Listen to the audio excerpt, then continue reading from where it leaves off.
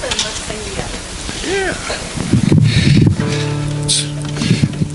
It's a good way to get exercise and warm up the vocal cords first thing in the morning.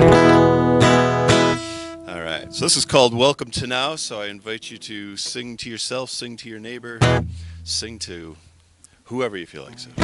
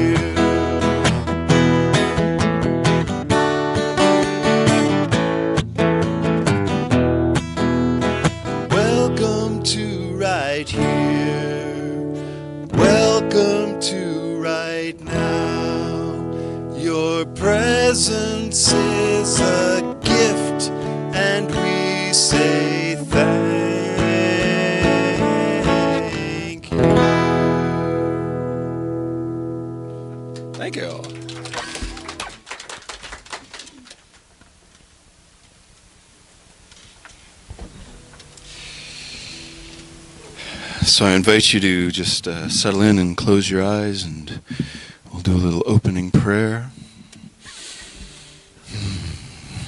Holy Spirit, we come here today and every day with wonder and awe for all of the amazing, mysterious beauty and love that surrounds us each and every moment of each and every day.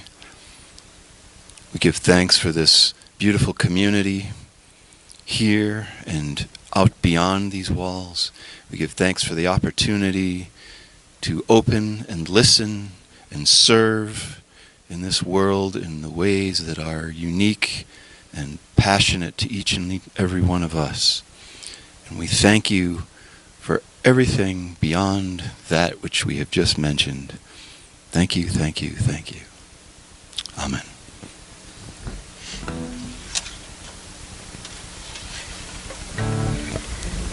Good morning again. I'd just like to take a minute to welcome everybody,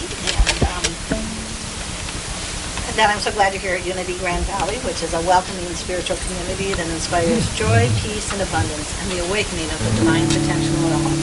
I can see that you have been awakened. I see divine potential just pouring out of you. So, anyway, centered in spirit, we celebrate a vibrant and diverse world dedicated to spiritual growth through divine guidance.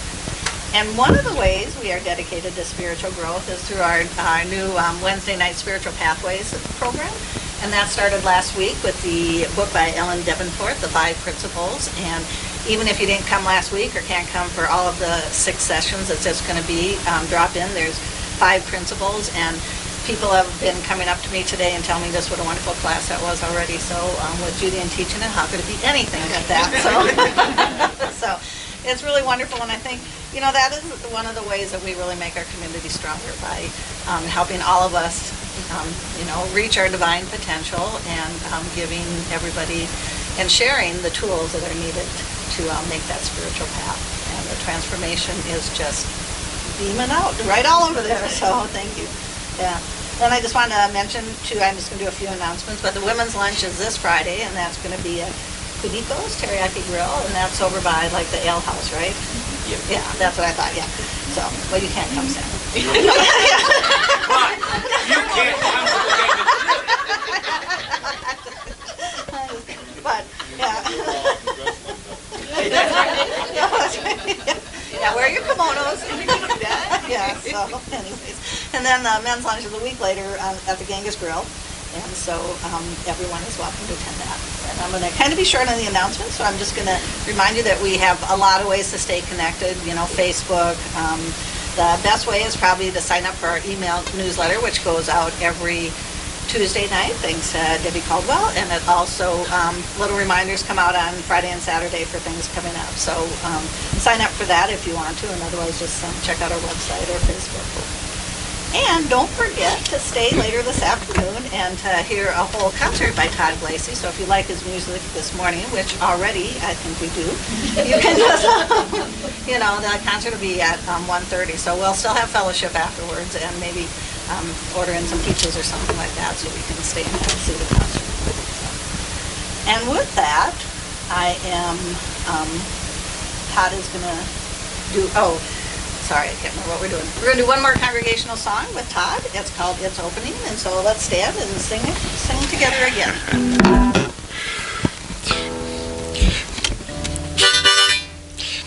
I would say this standing up and sitting down, it's your morning exercise. It's like going to the gym, right? All right, so this song, it's a little bit of activity that you can add to this if you want. We're going to talk about different body parts. And so when we come to a specific part, if you want to actually touch that part of your body, you can do so just to sort of bring awareness. Or if you're the shy type, you can just bring your awareness to that spot when we talk about it. It's kind of like head, shoulders, knees, and toes, but you don't have to bend over. So.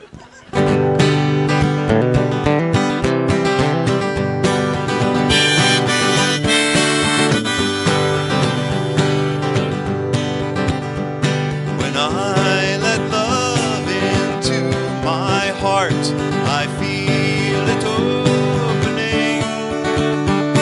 When I let love into my heart, I feel it opening. It's opening, it's opening. My heart is opening. It's opening, it's opening. My heart is opening.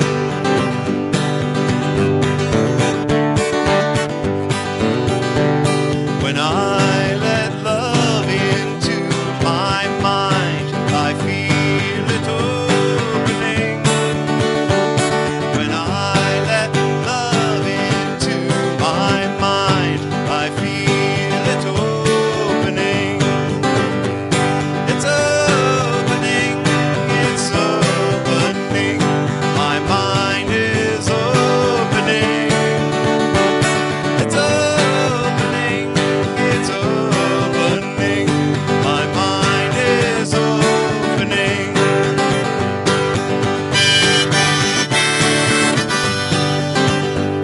When I let love into my eyes, I see them opening. When I let love into my eyes, I see them opening. Yes, I do. They're opening, they're opening. My eyes are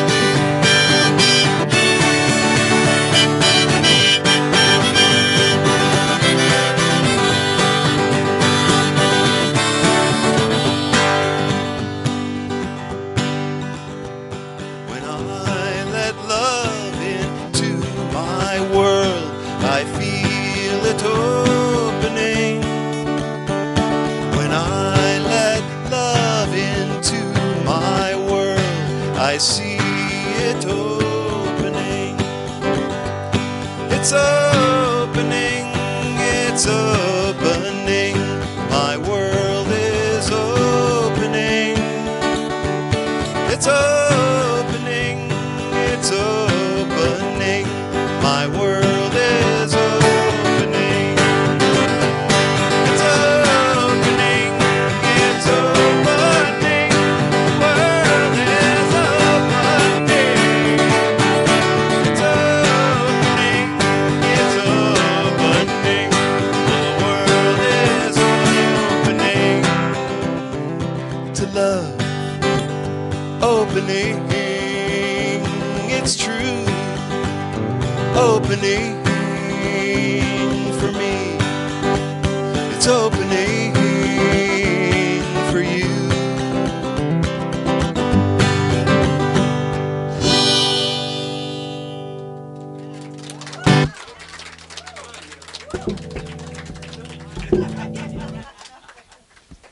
Oh, that was incredible. You know, it's kind of, I was just thinking, it's like, because we hadn't met Todd before I heard his music, and I could give him a much better recommendation now after today. I had no idea how great this was going to be. So anyway, so thank you for being here.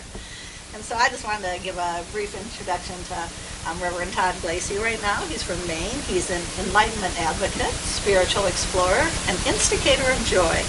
He travels extensively as a speaker, musician, educator, and workshop facilitator, sharing transformational experiences to inspire and empower people to connect with their most authentic selves in order to live lives of purpose, passion, and true happiness. And I think he embodies that statement. What did you call them? Traveling hippie? Traveling hippie with a dog. Yeah. That's yep, that's who they are. Anyway, so I'm going to turn the program over to Todd right now. He's going to start with a song and then give us a little message. So welcome, Todd. I'm glad you're here. All right. Gonna sit down for this one here.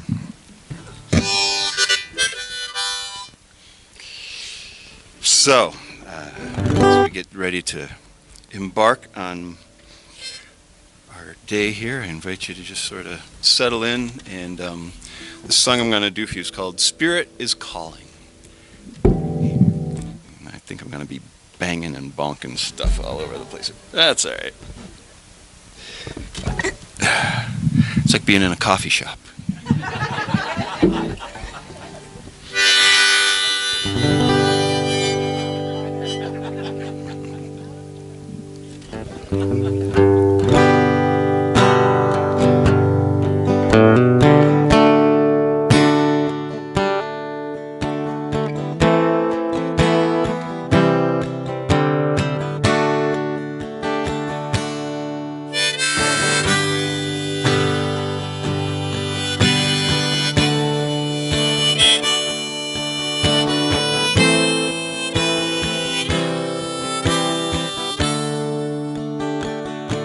Spirit is calling. Spirit is calling. Calling from where I long to be. I make a decision to shut up and listen. The voice of love moves inside of me. Hallelujah, hallelujah, hallelujah,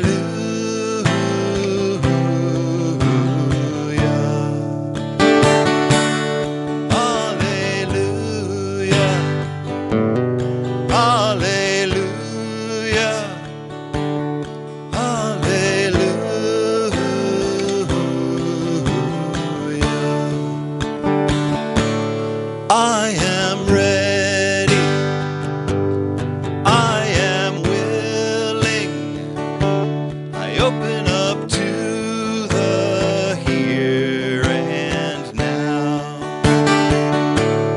slow down my hurry, surrender my worry.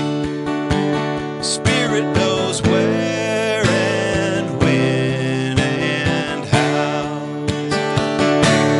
Hallelujah,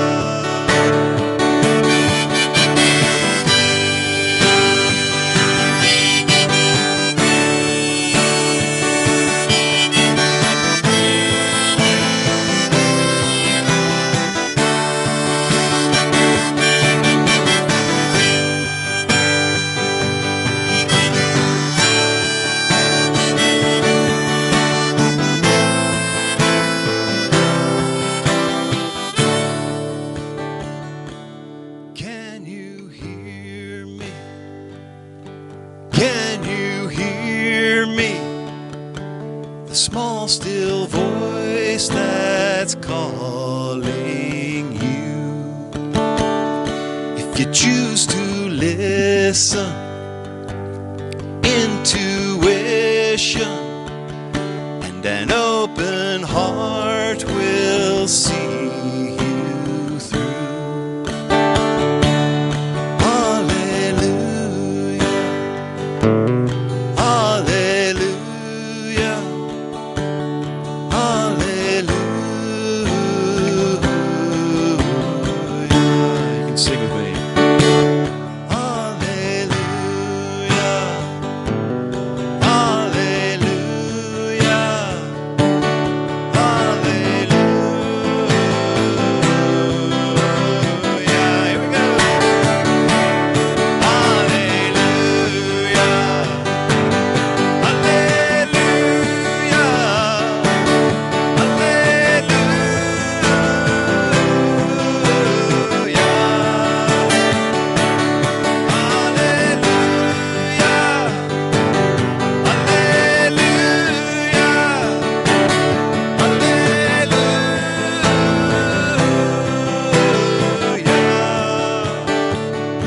hallelujah, Spirit is calling.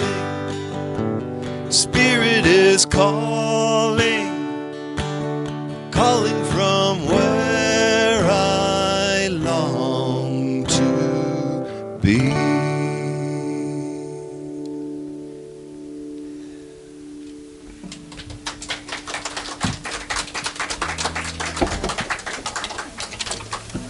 All right, let me get out all this equipment here.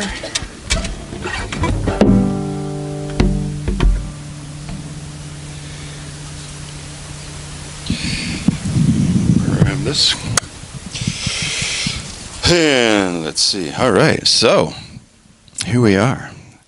Thank you all for being here. So, as we mentioned, my name's Todd. I'm traveling with my partner Sue, and we're on our way back east. We've been on the road since before Christmas, traveling cross country and doing a little bit of van life, which has been absolutely incredible. Seeing all kinds of amazing things, and and you guys live in an amazing place too. There's just so much beauty around here. So thank you so much for having us here today. So I wanted to talk to you about a topic that is very near and dear to my heart. It's called the vibration of creation. Let me see if I have that on here. Oh, jumped ahead. But anyway, we'll get to that in a minute. So the vibration of creation, in the subtitle I call it being an instrument of love. And so a lot of what I'm going to share with you today are typical unity, new thought principles that you're probably familiar with about how our thoughts create a reality. But what's always interesting is when you hear a different person or you come across somebody else, we all have our own unique life experiences, and so our own unique perspective can sometimes be interesting and entertaining or whatnot. So I'll share that my perspective with you on some of this stuff, and hopefully you'll find it interesting and at least entertaining. So we'll see what happens. So one of the things that I want to start with is this idea, we are beginning to understand that all energy is vibration, that sound is vibration. When we talk about sound, we're not necessarily talking just about the sound that we hear. We know that everything is vibration. Light is vibration, microwaves, gamma waves, everything is made up of this. And we'll get to that in a little bit from a more scientific point. But what I want to start with is, as an interfaith minister, which is what I'm ordained as, when you start studying the different faith traditions and especially the mystical side of all these faith traditions throughout history, you find that there's an awful lot in common. And when we talk about vibration and sound and frequency being the sort of essence of creation, it shows up in a lot of different places. And I want to share some of those with you right here up front. So the first one comes from the Hebrew Scriptures. And the Hebrew Scripture says that, "For in the beginning of the times, so did we all share in the holy stream of sound that gave birth to all creation." Okay, so that's from the Hebrews. In the Tibetan Book of the Dead, there's a passage that says, "The essence of reality can be found reverberating like 1,000 different thunders." Yeah. The Sufis have a couple of really good quotes, and the first one I'll share with you is this. It says, "Sound is the source of all manifestation. The knower of the mystery of sound knows the mystery of the whole universe." That's so good. I'm going to read that one again. "Sound is the source of all manifestation. The knower of the mystery of sound knows the mystery of the whole universe." And if we want to use the Christian tradition, we have, "In the beginning was the Word," Word obviously being sound. "The Word was with God, and the Word was God." Right, so God is this essence of vibration and creation. And the last one I'll share with you is from the Hindu tradition. And the Hindus simply say, "In the beginning was Om." Right, and we all know Om is the sound that represents all sound. Okay. And then to not leave out modern things, does anybody know of this thing in modern science called string theory? Anybody? Yeah. Does anybody understand string theory? Okay. That's always the question, right? So string theory is like this cutting edge theory. We talk about quantum physics and this and that. And so string theory is this very alive theory at the moment in these advanced scientific communities. And string theory views the smallest possible component of reality as a vibrating string or a bundle of strings intertwined. And the way that matter is created depends on the way that these strings vibrate. That's so cool. I'm going to read that one again too, okay? So string theory views the smallest possible component of reality, these are smaller than atoms, as a vibrating string or bundle of strings intertwined, and the way that matter is created depends on the way that these strings vibrate. All right? So now it's not a hard step to imagine each of us as a string in this cosmic symphony of vibration, right? And that our vibrational frequency, and we're going to talk about this, is what we are contributing to creation in a very real sense. Okay, I just want to give a couple of other word definitions here. So when we talk about the universe, the word universe actually can be translated as one song. Okay. And now if you want to really stretch your brain scientifically and think that, well, maybe we live in a multiverse, that our universe is just one of many, then we're talking many songs, okay? And the idea of us as vibrating strings really appeals to me. And the word composer, as a matter of fact, means one who puts together, right? So we are all composers in this. Okay. I'm going to share two other quotes with you really quick. The first is from the Sufi Hazra Inyat Khan. It says, man is not only formed of vibrations, but he lives and moves in them. They surround him as the fish is surrounded by water, and he contains them within him as the tank contains the water. His different moods, inclinations, affairs, successes, failures, and all conditions of life depend upon a certain activity of vibration, whether these be thoughts, feelings, or behaviors. All right? So thoughts, feelings, and behaviors are all activities of vibration. Really interesting.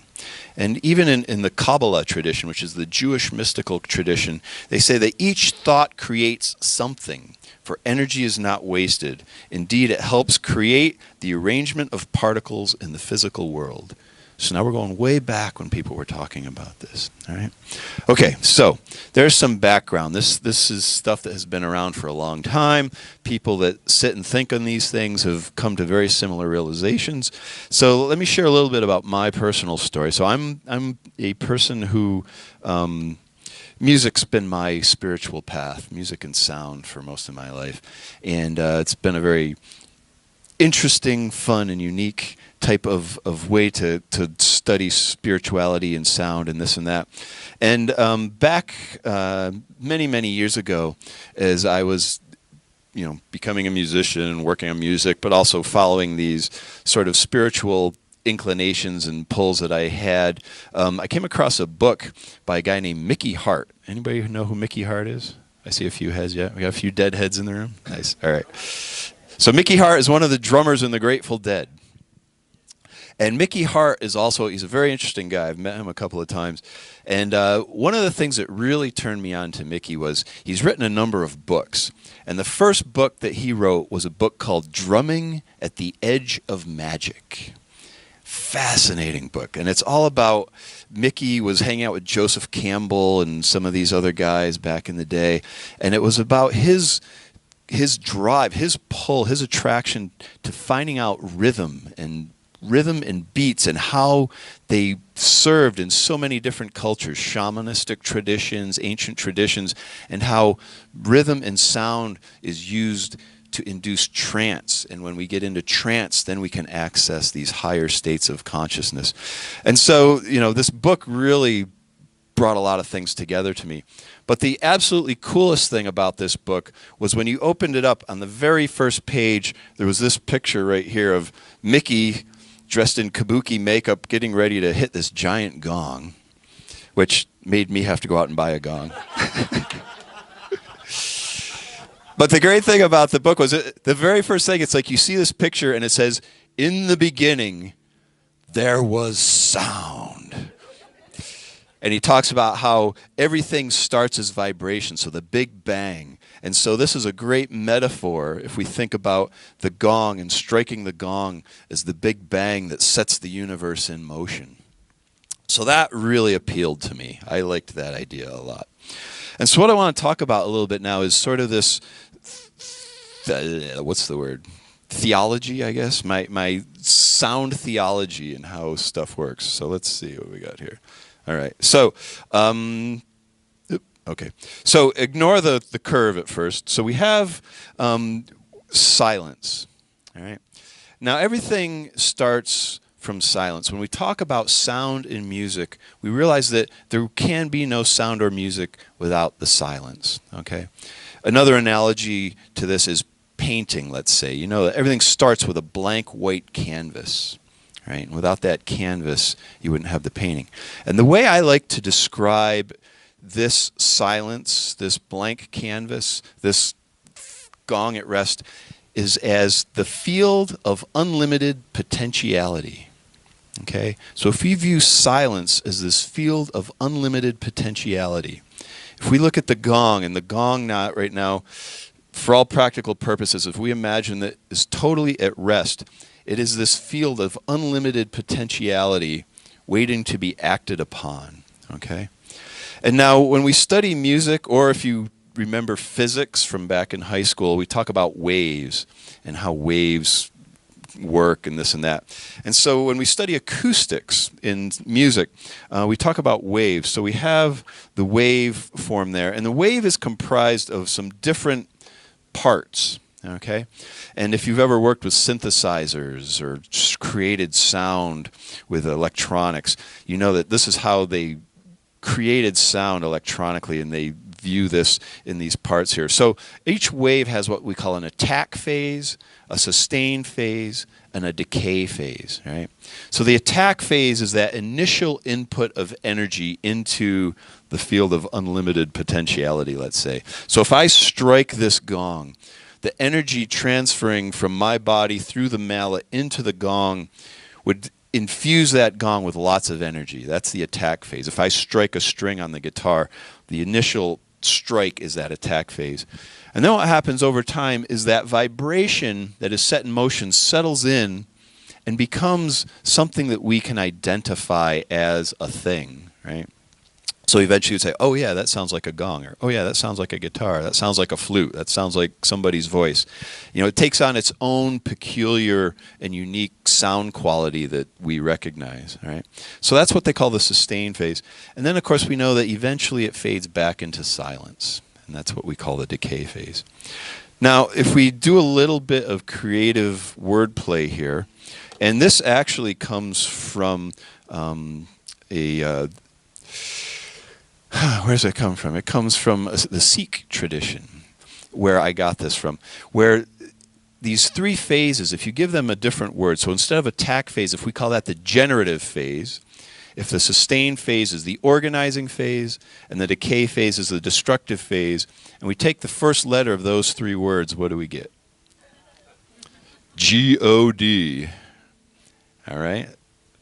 I like this. This is getting interesting, okay? So God, right? God is this action. So now here's a question. What if God is a verb? Love is a verb, right? So God is a verb, something to think about, okay? So now, don't just take my word for it. In Hinduism, they actually attribute aspects of God to each one of these particular phases of creation, okay? So this is the Hindu trinity of creation. We have Brahma, Vishnu, and Shiva. Brahma is the god of creation. He's what sets things in motion. Vishnu is the sustainer. It's what holds the universe together. And then we have Shiva, who is the goddess of destruction, that takes everything back to whence it came so that the process can repeat itself over and over again. So this is thousands of years old, this idea of attributing these God images to this act of creation. All right? Okay. So now let's think about, what are we really talking about here? How does this apply to us? All right? So what we're talking about is taking things from the non-physical to the physical, and then probably back again, all right? But the way this works with us, if we think about how we create, so this is how we talk about each one of us as being an instrument of love, as I like to call it, an instrument of the divine. We are here to be played by Spirit, okay? And this is how this whole game works, right? We start with what is called inspiration, right? Our thoughts. Okay, and now inspiration, the word inspiration comes from Latin, and it means in spirit. Okay, now not all our thoughts are necessarily inspired thoughts. We have to learn to weed through them a little bit because we have this thing called the subconscious, which regurgitates all kinds of things. But every once in a while, we have one of these really interesting thoughts, okay? And now what a thought is taking something from the field of unlimited potentiality and making it a little more tangible, right? A thought, because we talked about, a thought has energy and vibration to it. It might be very, very subtle, but it's beginning to materialize. It's beginning to manifest. So we have a thought. Now, we have lots and lots of thoughts, and every once in a while, we may or may not attach an emotion to that thought. Ooh, I like that thought, or no, I don't want that to happen, right? And now emotion, energy in motion. An emotion is something we begin to feel in our body, right? It's becoming more concrete, more solid. When we attach an emotion to a thought, it's like, ooh, there, okay. It's beginning to get energy, all right? Now, that emotion, depending on what it is, may or may not inspire us to actually take action, all right?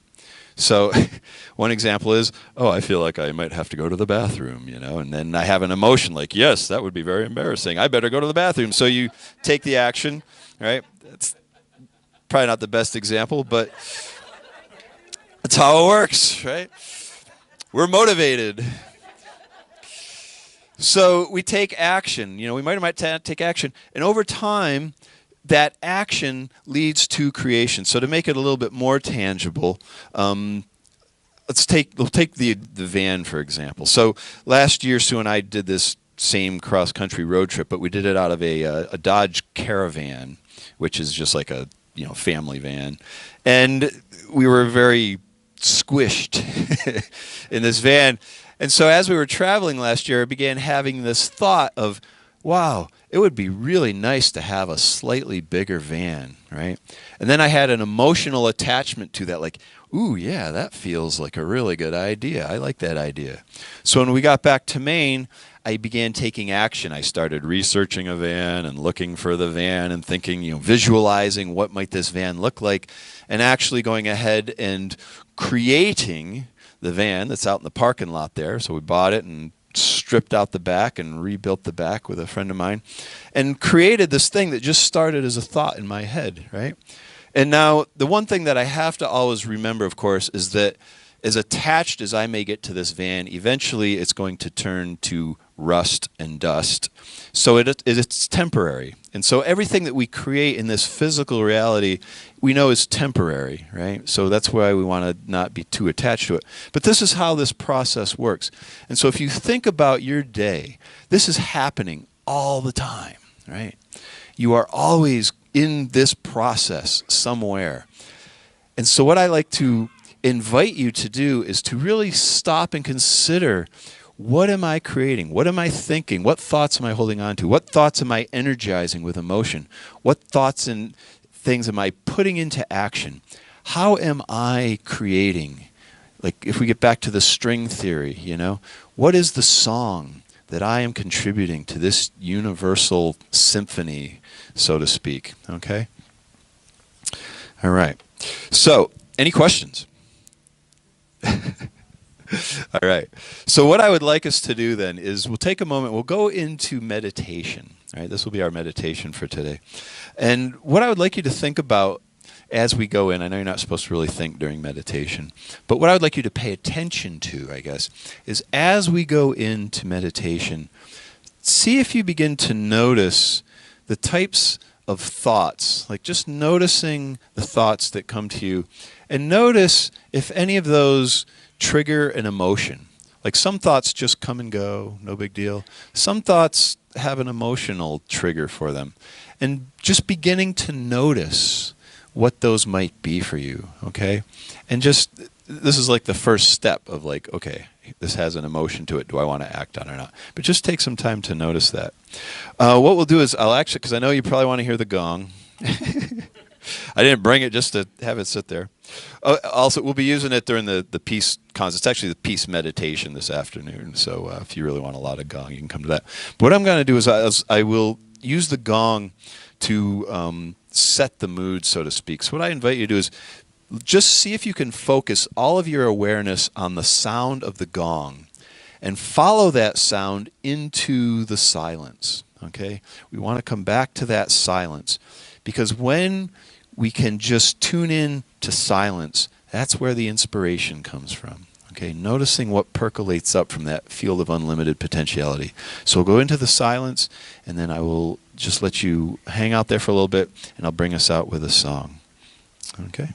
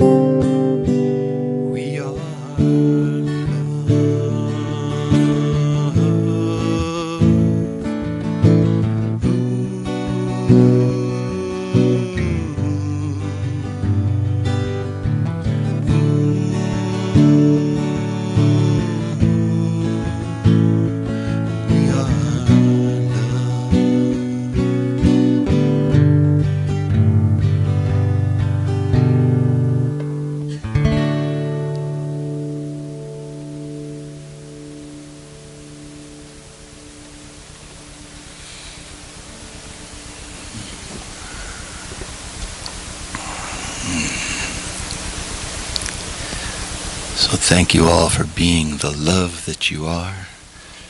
And I'd like to close with a poem. Anybody remember the Moody Blues? Moody Blues fans? Yeah. All right.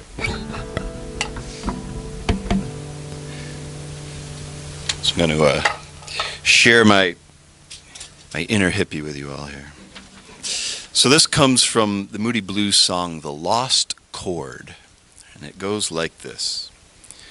This garden universe vibrates complete, and some may get a sound so sweet. Vibrations reach on up to become light, and then through gamma, out of sight. Between the eyes and ears there lie the sounds of color and the light of a sigh. And to hear the sun, what a thing to believe! But it's all around, if we could but perceive. To know ultraviolet, infrared, and X-rays, beauty to find in so many ways. 2 notes of the chord, that's our full scope, but to reach the chord is our life's hope. And to some, to name the chord is important. Actually, let me read that. And to name the chord is important to some, so they give it a word, and the word is Om. There you go. So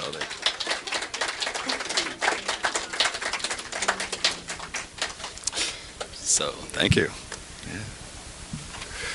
That was absolutely wonderful. Thank you. Well, thank you. That was just incredible. So don't forget to come back this afternoon and definitely bring your friends if you can, or your family, and drag them in off the street, whatever.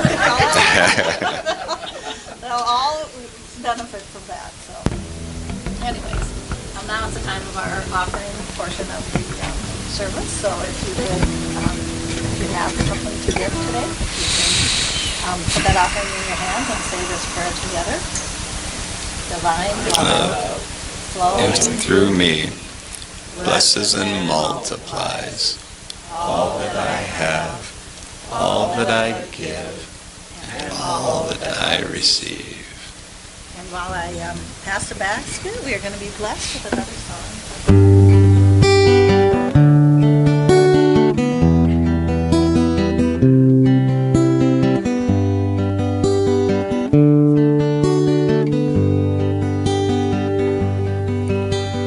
Love is everything. Love is everything. You are, I am, God is love, and love is everything. Yes, love is everything. Love is everything. You are, I am, God is love, and love is everything. Yes, you are, I am, God is love, and love is everything.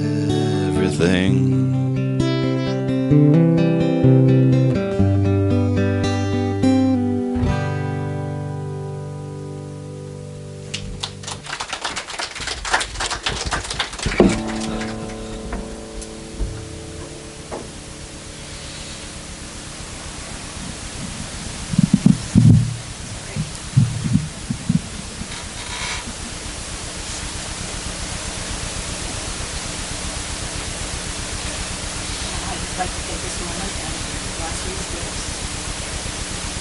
Divine Spirit, the breath inside our soul, creator of our lives, the inspiration that comes to us in all manners and all ways. We're so grateful for the abundance and the prosperity and the blessings that come in our lives.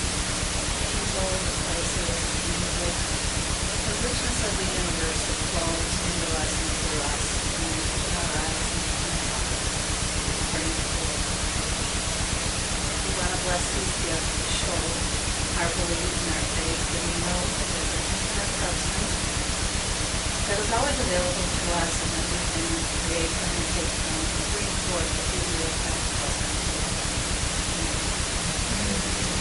Okay, so we have one more, now it's time for our closing song. Todd gets to rest for a little bit now till this afternoon. I would definitely hope that we see you all here this afternoon at 1:30.